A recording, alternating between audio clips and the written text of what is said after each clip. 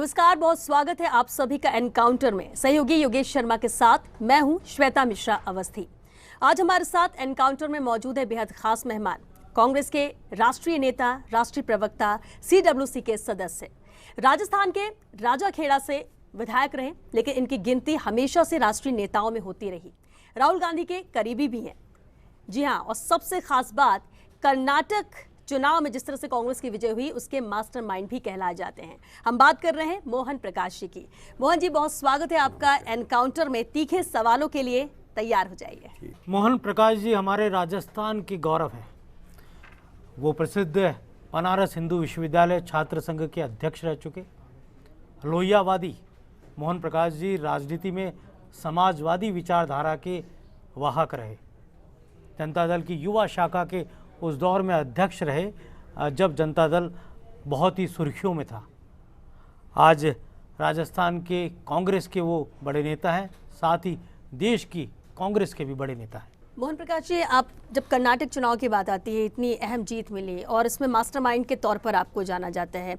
Screening committee के आप वहाँ पर चेयरमैन भी रहे, और सबसे खास बात तो ये है कि जो चुनाव में जीत हुई, इसके सूत्रधारों में भी आपकी गिनती होती है। और ऐसा कहा जा रहा है कि राजस्थान में भी पर्दे के पीछे से मास्टरमाइंड की भूमिका में आप रहेंगे। कितनी सच्चाई इसमें? देखिए, मैं मास्टर हुई नहीं, और मास्टर नहीं हूँ तो मास्टरमाइंड भी नहीं हूँ। मैं तो एक विनम्र कार्यकर्ता हूँ, और जो आज पार्टी की आवश्यकता है या पार्टी का नेतृत्व का जो दिया हुआ काम है, वो करना हमारा कर्तव्य है। क्या लगता है मोहन प्रकाश जी, राजस्थान में विकास के मंत्र पर सरकार बनेगी? क्या लगता है कि आप सुझाव देते हैं आलाकमान को, खड़गे जी को, राहुल गांधी जी को, राजस्थान को लेकर भी देते हैं, बिना मांगे भी देते हैं क्या, या फिर वो मांगते हैं जब ही देते हैं? नहीं, ऐसा नहीं है। सवाल ये है कि एक जो राजनीतिक कार्यकर्ता का काम होता है, लोगों के बीच जाना या पार्टी की बैठक में बात करना, और ये कोई नहीं है कि वो हमारी कोई सलाह होती है। पार्टी की जब बैठक होती है तो उसमें सभी लोग अपनी अपनी राय रखते हैं। क्या आप मानते हैं कि राजस्थान में सब कुछ ठीक है? राजस्थान कांग्रेस में अशोक गहलोत और सचिन पायलट के बीच की जो खाई है वो पट चुकी है? ऐसा है कि गंगा में बहुत पानी बह गया है, इसलिए प्रश्न वो नहीं है आज, दो व्यक्तियों का नहीं है। देखिए, 9 वर्षों से ये देश अजीब कठिनाइयों से गुजर रहा है। यानी आप देखेंगे कि किस तरीके से बुलडोजर का शासन, असंवेदनशील शासन, और जिसको कहते हैं गैर जवाबदेह सरकार, और यहाँ तक मैं कह सकता हूँ कि जो आम नागरिक के जो अधिकार हैं वो कहीं न कहीं तकलीफ में हैं, और एक अजीब भय का वातावरण देश के अंदर है हर एक आदमी के। तो ऐसी स्थिति में ये इस परिस्थितियों से निकालना, क्योंकि जिन मूल्यों के लिए ये भारत बना, जिन मूल्यों के लिए आज़ादी की लड़ाई लड़ी गई, वो मूल्य आज खतरे में है। और इसीलिए श्री राहुल गांधी जी के नेतृत्व में, खड़गे साहब या सोनिया जी के नेतृत्व में कांग्रेस पार्टी इस लड़ाई को पूरी तौर पर कर रही है। नहीं मोहन प्रकाश जी, लेकिन राष्ट्रीय स्तर पर आपने बात बहुत सही कही, लेकिन राजस्थान की जनता के जहन में तो है ये सवाल, उनके लिए तो सवाल है। राजस्थान की जनता को भी मैं कहना चाहता हूँ कि श्री अशोक गहलोत की सरकार ने इस देश के सामने एक न्यू मॉडल ऑफ गवर्नेंस रखा है, और उसमें 3 चीजें हैं। पहला कि आज जो लोग तकलीफ में हैं उनको राहत पहुंचाना, जैसे उन्होंने महंगाई राहत तय किया। दूसरा, जो लोगों की आवश्यकताएं हैं उन आवश्यकताओं को पूर्ति करना, चिकित्सा हो, स्वास्थ्य हो, चाहे वो शिक्षा हो, चाहे जिस तरह की भी चीज़ें हैं, रोजगार हो, महंगाई हो, और सबसे बड़ी बात, इस मॉडल में उन्होंने भविष्य की चिंताओं को भी एड्रेस किया है।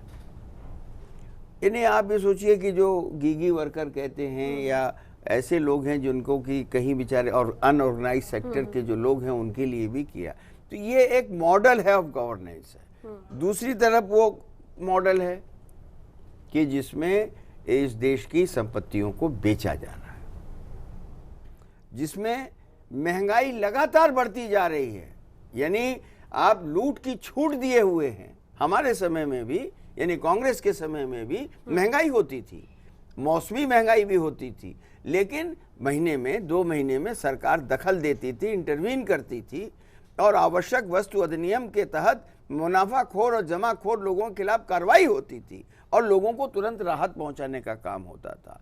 क्योंकि यहाँ पर जो मुनाफाखोर और लूटखोर हैं उनसे बीजेपी की साठगांठ है, इसलिए ये महंगाई की मार पूरे देश में हो रही है खाद्य पदार्थ। लेकिन सवाल ये है मोहन प्रकाश जी कि आपने कहा गंगा में पानी बहुत बह गया, लेकिन राजस्थान में क्या लगता है अभी भी ये तमाम कांग्रेस के अंदरूनी खींचतान बाकी है, हाथ अभी भी नहीं मिले। आप खुद कर्नाटक चुनाव के अंदर स्क्रीनिंग कमेटी की जब बैठक होती थी, आपको खुद को अंदाजा है कि किस तरह आपने सिद्धरामैया, DK शिव कुमार को एक जगह पर रखा, सबकी बात सुनी, सबके फैसले की। तो क्या राजस्थान में कर्नाटक की तर्ज पर सचिन पायलट और हमारे मुख्यमंत्री अशोक गहलोत हाथ मिलाते हुए नजर आएंगे चुनाव में? मैं आपसे एक सवाल करना चाहता हूँ कि देखिए, जहां जीवंतता होगी वहां विचार भी होगा। बीजेपी नहीं है कि यहां तानाशाही हो। और क्या इस पार्टी के अंदर 2 ही लोग हैं? सचिन पायलट और अशोक गहलोत के अलावा इस पार्टी में कोई नहीं है? तमाम बड़े नेता हमारे हैं कि उस पर चर्चा करिए, और हर क्षेत्र में है, और ऐसे लोग हैं जिन्होंने 40-40 साल राजस्थान के लोगों की सेवा की है और राजस्थान के लोगों का प्यार उनको मिला। और कांग्रेस से उन लोगों को प्यार भी है, जितना अपनापन है वो देखा है। लेकिन आप कह रहे हैं कि सिर्फ 2 ही लोग नहीं है, प्रदेश की जनता ने देखा कितना वक्त बीता जब सिर्फ ये दोनों थे आमने सामने, और इन दोनों की वजह से दूसरी चीजों पे ध्यान नहीं दिया गया, नहीं दिया गया ध्यान, उस वक्त नहीं दिया गया। सुनिए, चिरंजीवी ऐसे ही हो गया क्या? आप लोगों को, महिलाओं को ऐसे ही बंट रहा है क्या? बाद में बहुत चीजें हुई हैं, बाद में हुई है, बात ही कर रहे हैं ना, बाद में तो हुई है। उसी पीरियड का है जो एक विधानसभा में 4 पोस्ट ग्रेजुएट कॉलेज खुल गए। क्या वो नहीं काम है? योजनाएं लाना, चीजें लाना, बेहतरी करना ठीक है, लेकिन जब पार्टी की बात होती है तो उसमें तो एकजुटता पहले दिखनी चाहिए। उस पर धरती पर उतारना, समझ रहे ना आप? जनता को, लोगों को, जो हम जिस काम के लिए हमको चुना है उस काम को बखूबी बेहतर तरीके से करने का काम ये मौजूदा कांग्रेस सरकार ने अशोक गहलोत जी के ठीक है। तो आप एक लाइन में ये कह दी कि दोनों के बीच की खाई पट गई है, एक साथ है दोनों, अब कोई गतिरोध, कोई लड़ाई नहीं है। ये आपको समझ में आ रहा है? गतिरोध तो पहले भी नहीं था, अभी भी मोहन नहीं। प्रकाश जी, ये इसी तो से क्लियर जुड़ा ही सवाल नहीं है। है।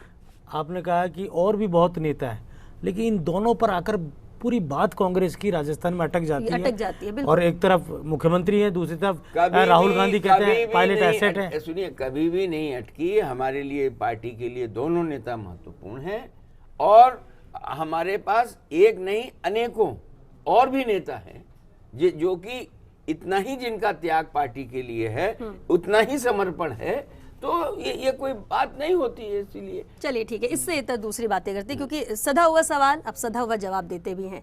इस बार मुख्यमंत्री अशोक गहलोत ने एक नारा दिया, अब की बार 156। क्या आपको लगता है कि ये नारा हकीकत तक पहुंच पाएगा? क्योंकि अगर हकीकत तक पहुंचाना है तो टिकट भी बहुत काटने होंगे, और क्या टिकट काटने का फॉर्मूला इस बार रहने वाला है? देखिए, टिकट काटना या नहीं काटना ये स्क्रीनिंग कमेटी और CEC का काम है, लेकिन यह कोई बहस नहीं है। कोई भी पार्टी ये चाहती है कि उसका उम्मीदवार विजयी हो, और जब जो पार्टी का कैडर होगा और अगर उसको लगता है कि ये जीतेगा, तो कोई भी पार्टी हो उसका चुनाव मैदान में के लिए करती है। और हमारी पार्टी भी निश्चित तौर पर जो भी ऐसे लोग हैं उनको इसीलिए छानबीन समिति बनती है, इसीलिए चुनाव प्रदेश समिति बनती है, और आजकल तो भाई सर्वे का भी जमाना है। तो ये सारी चीज़ों को देख के मैं ये समझता हूँ कि मैं कोई संख्या के बारे में तो नहीं कह सकता, लेकिन हाँ, निश्चित तौर पर राजस्थान की जनता कांग्रेस सरकार को दोबारा लाना चाहती है। क्यों? एक चीज भारतीय जनता पार्टी बता दे, एक, नरेंद्र मोदी और श्री अमित शाह खूब दौरा कर रहे हैं, और जानते हैं मेरी निजी राय है ये कि मैं प्रधानमंत्री जी से कहूंगा कि हर हफ्ते आइए। क्यों?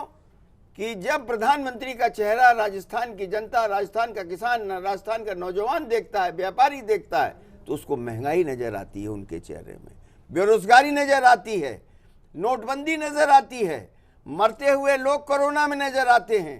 तो यहाँ पर राजस्थान सरकार की इनकम्बेंसी नहीं है, बल्कि केंद्रीय सरकार की नहीं, लेकिन यहाँ जो इनकम्बेंसी है, जितना नरेंद्र मोदी यहाँ आएंगे, जितना अमित शाह आएंगे, उतना भारतीय जनता पार्टी नीचे जाएगी। लेकिन मोहन प्रकाश जी, एंटी इनकम्बेंसी ऐसा कहा जा रहा है, और ये आपकी पार्टी के सर्वे में भी आया है कि पर्टिकुलर कुछ मंत्री, कुछ विधायकों को लेकर भी बड़ी एंटी इनकम्बेंसी है। तो वही सवाल उठ रहा है, और चर्चाएं भी है कि पहली सूची 75 की होगी, फिर उसके बाद उस सूची में कई नाम कटेंगे, कुछ नाम जुड़ेंगे और नए नाम भी होंगे, फिर अगली सूची फिर बड़ी सूची होगी, उसमें ज़्यादा नाम कटेंगे। और क्योंकि कम्युनिस्ट सरकार है केरल में, लेकिन उनका वो मॉडल बहुत सफल रहा था टिकट काटने को लेकर, तो क्या राजस्थान में भी कुछ ऐसा मॉडल होगा? ऐसा है, देखिए मैंने फिर आपको कहा कि हम काटने के लिए नहीं बैठेंगे जी, हम टिकट देने के लिए बैठेंगे। लेकिन आपने कहा ना विनेबिलिटी जरूरी है। नहीं, हाँ, तो जब देने बैठेंगे तो उसमें सारी चीजें उसमें देखनी पड़ती हैं कि पार्टी का कमिटमेंट कितना है, पार्टी का काम कितना है, क्षेत्र में लोकप्रियता कितना है। और आप मुझे कहने में कोई इसमें गुरेज नहीं है कि न होना ही चाहिए या नहीं होना चाहिए, इस पर मैं राय नहीं दे रहा हूँ। जाति समीकरण क्या है ये भी देखा जाता है, जो कि सच्चाई है, जिसको लोग बोलते नहीं। तो उन सारी चीजों को कि उनकी सेवाएं लोगों के प्रति क्या है, पार्टी के प्रति क्या है, तो इन सारे चीजों को विचार करते हुए, क्योंकि देखिए कोई अमर हो तो क्या तो नहीं आया है, नहीं आया कोई वो पैतृक संपत्ति तो कोई है नहीं विधानसभा क्षेत्र किसी की। तो एक बार आपको चांस मिलता है, एक बार मुझे चांस मिलता है, एक बार किसी और को मिलता है, तो ये तो एक सतत प्रक्रिया है। लेकिन इशारों में बता दिया बिल्कुल। और लेकिन आपने जितने आसानी तरीके से बताया ना, लोग एक्सेप्ट इस तरह से नहीं करते हैं।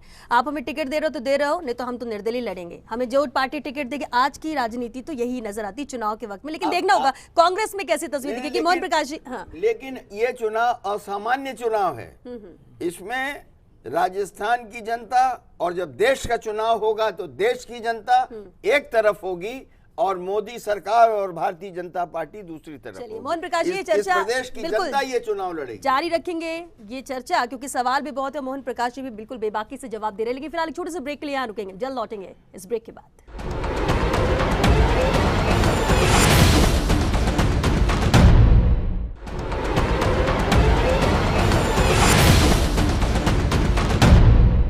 नमस्कार, बहुत स्वागत है आप सभी का एनकाउंटर में। सहयोगी योगेश शर्मा के साथ मैं हूं श्वेता मिश्रा अवस्थी। आज हमारे साथ एनकाउंटर में मौजूद है बेहद खास मेहमान, कांग्रेस के राष्ट्रीय नेता, राष्ट्रीय प्रवक्ता, CWC के सदस्य, राजस्थान के राजाखेड़ा से विधायक रहे, लेकिन इनकी गिनती हमेशा से राष्ट्रीय नेताओं में होती रही। राहुल गांधी के करीबी भी हैं। जी हाँ, और सबसे खास बात, कर्नाटक चुनाव में जिस तरह से कांग्रेस की विजय हुई, उसके मास्टरमाइंड भी कहलाए जाते हैं।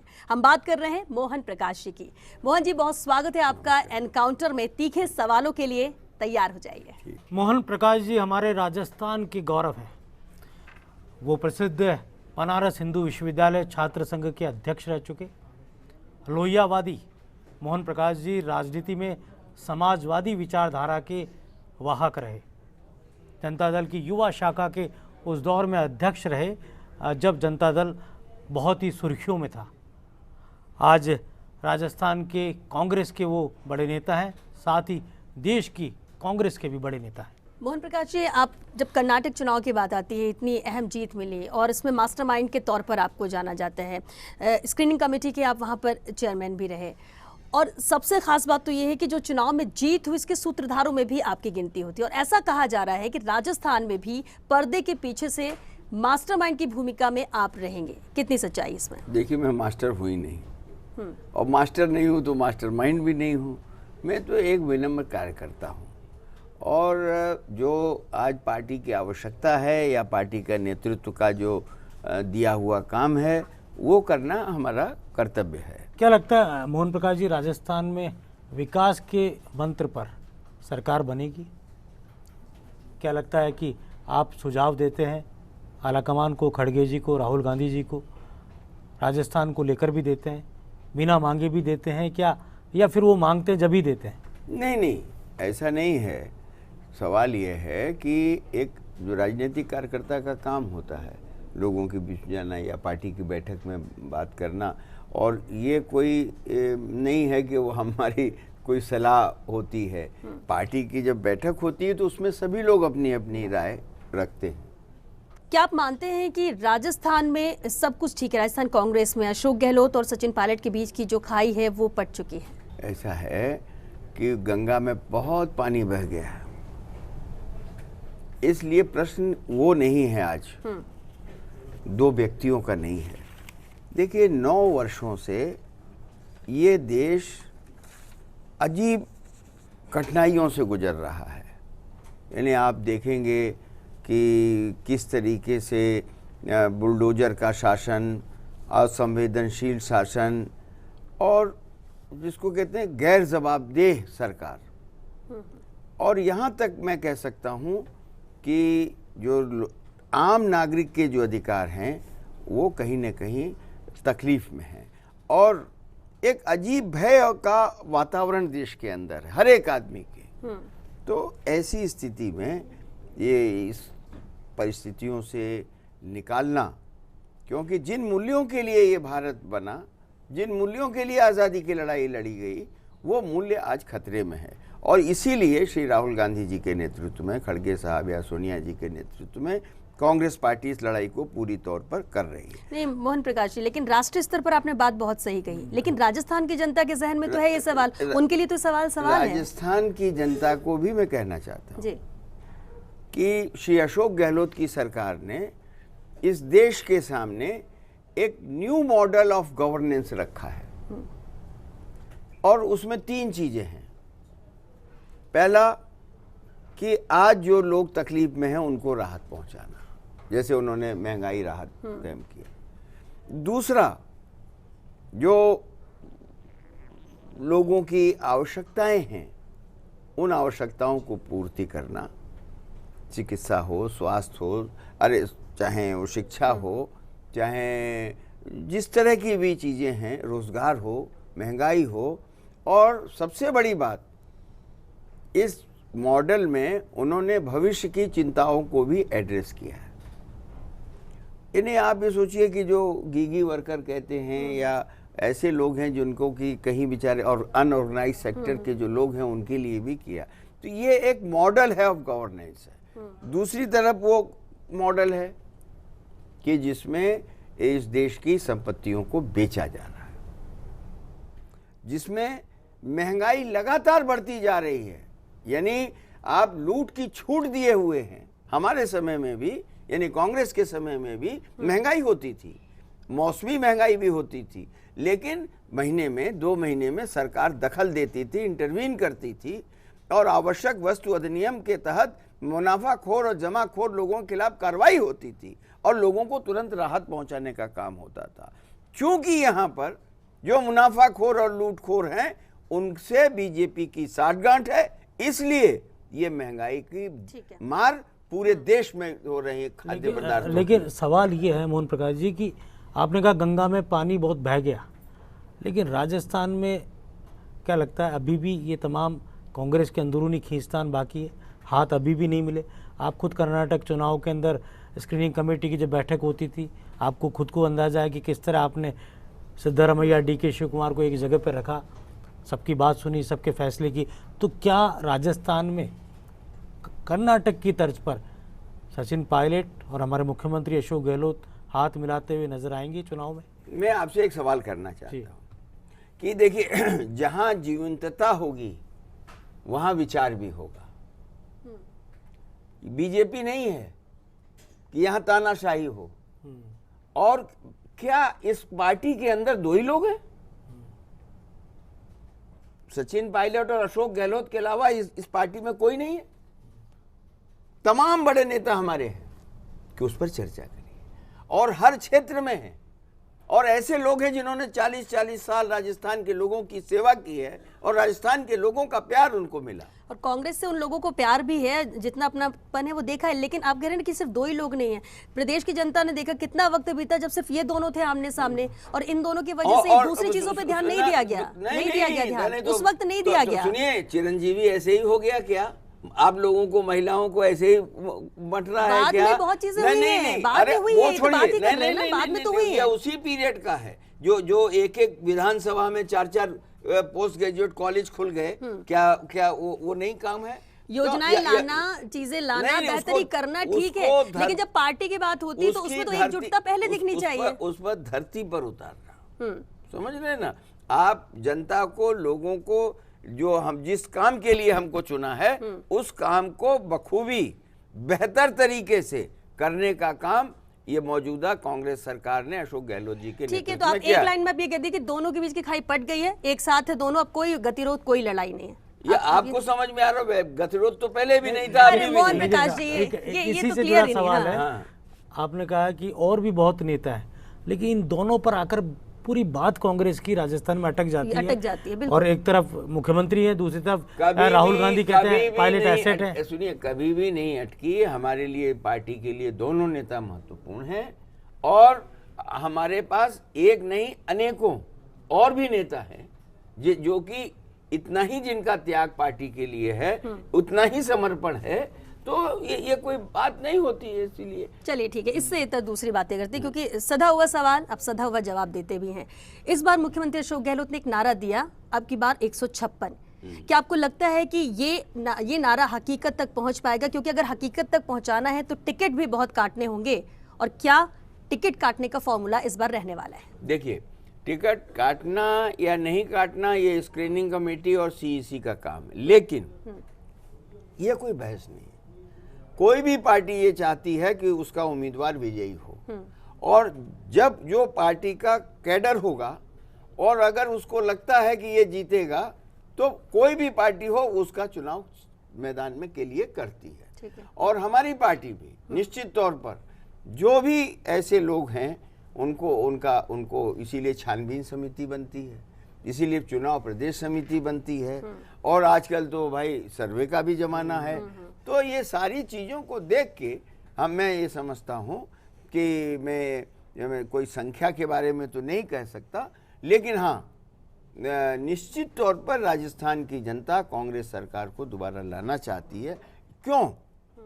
एक चीज भारतीय जनता पार्टी बता दे, एक, नरेंद्र मोदी और श्री अमित शाह खूब दौरा कर रहे हैं, और जानते हैं मेरी निजी राय है ये कि मैं प्रधानमंत्री जी से कहूंगा कि हर हफ्ते आइए। क्यों? कि जब प्रधानमंत्री का चेहरा राजस्थान की जनता, राजस्थान का किसान, राजस्थान का नौजवान देखता है, व्यापारी देखता है, तो उसको महंगाई नजर आती है उनके चेहरे में, बेरोजगारी नजर आती है, नोटबंदी नजर आती है, मरते हुए लोग कोरोना में नजर आते हैं। तो यहाँ पर राजस्थान सरकार की इनकम्बेंसी नहीं है, बल्कि केंद्रीय सरकार की नहीं, लेकिन जो इनकम्बेंसी है, जितना नरेंद्र मोदी यहाँ आएंगे, जितना अमित शाह आएंगे, उतना भारतीय जनता पार्टी नीचे जाएगी। लेकिन मोहन प्रकाश जी, एंटी इनकम्बेंसी ऐसा कहा जा रहा है, और ये आपकी पार्टी के सर्वे में भी आया है कि पर्टिकुलर कुछ मंत्री, कुछ विधायकों को लेकर भी बड़ी एंटी इनकम्बेंसी है। तो वही सवाल उठ रहा है, और चर्चाएं भी कि पहली सूची 75 की होगी, फिर उसके बाद उस सूची में कई नाम कटेंगे, कुछ नाम जुड़ेंगे और नए नाम भी होंगे, फिर अगली सूची, फिर बड़ी सूची होगी, उसमें ज़्यादा नाम कटेंगे। और क्योंकि कम्युनिस्ट सरकार है केरल में, लेकिन उनका वो मॉडल बहुत सफल रहा था टिकट काटने को लेकर, तो क्या राजस्थान में भी कुछ ऐसा मॉडल होगा? ऐसा है, देखिए, मैंने फिर आपको कहा कि हम काटने के लिए नहीं बैठेंगे जी, हम टिकट देने के लिए बैठेंगे। लेकिन आपने कहा ना विनेबिलिटी जरूरी है। नहीं, हाँ, तो जब देने बैठेंगे तो उसमें सारी चीजें उसमें देखनी पड़ती है कि पार्टी का कमिटमेंट कितना है, पार्टी का काम कितना है, क्षेत्र में लोकप्रियता कितना है। और आप, मुझे कहने में कोई इसमें गुरेज नहीं है कि न होना ही चाहिए या नहीं होना चाहिए, इस पर मैं राय नहीं दे रहा हूँ। जाति समीकरण क्या है, ये भी देखा जाता है, देखा जाए जो कि सच्चाई है जिसको लोग बोलते नहीं। तो उन सारी चीजों को कि उनकी सेवाएं लोगों के प्रति क्या है, पार्टी के प्रति क्या है, तो इन सारे चीजों को विचार करते हुए, क्योंकि देखिए कोई अमर हो तो क्या तो नहीं आया है, नहीं आया। कोई वो पैतृक संपत्ति तो कोई है नहीं विधानसभा क्षेत्र किसी की। तो एक बार आपको चांस मिलता है, एक बार मुझे चांस मिलता है, एक बार किसी और को मिलता है, तो ये तो एक सतत प्रक्रिया है। आप इशारों में बता दिया बिल्कुल। और ओम लेकिन प्रकाश जी ने। आपने जितने आसानी तरीके से बताया ना, लोग एक्सेप्ट इस तरह से नहीं करते हैं। आप हमें टिकट दे रहे हो तो दे रहे हो, नहीं तो हम तो निर्दलीय लड़ेंगे, हमें जो पार्टी टिकट देगी। आज की राजनीति तो यही नजर आती है चुनाव के वक्त में। लेकिन देखना होगा कांग्रेस में कैसी तस्वीर दिखेगी। मोहन प्रकाश जी, हाँ, लेकिन ये चुनाव असामान्य चुनाव है। इसमें राजस्थान की जनता और जब देश का चुनाव होगा तो देश की जनता एक तरफ होगी और मोदी सरकार और भारतीय जनता पार्टी दूसरी तरफ होगी। मोहन प्रकाश जी, ये इस चर्चा प्रदेश की बिल्कुल जनता ये चुनाव लड़ेगी। जारी रखेंगे ये चर्चा, क्योंकि सवाल भी बहुत है। मोहन प्रकाश जी भी बिल्कुल बेबाकी से जवाब दे रहे हैं। लेकिन फिलहाल एक छोटे से ब्रेक के लिए यहाँ रुकेंगे, जल्द लौटेंगे इस ब्रेक के बाद।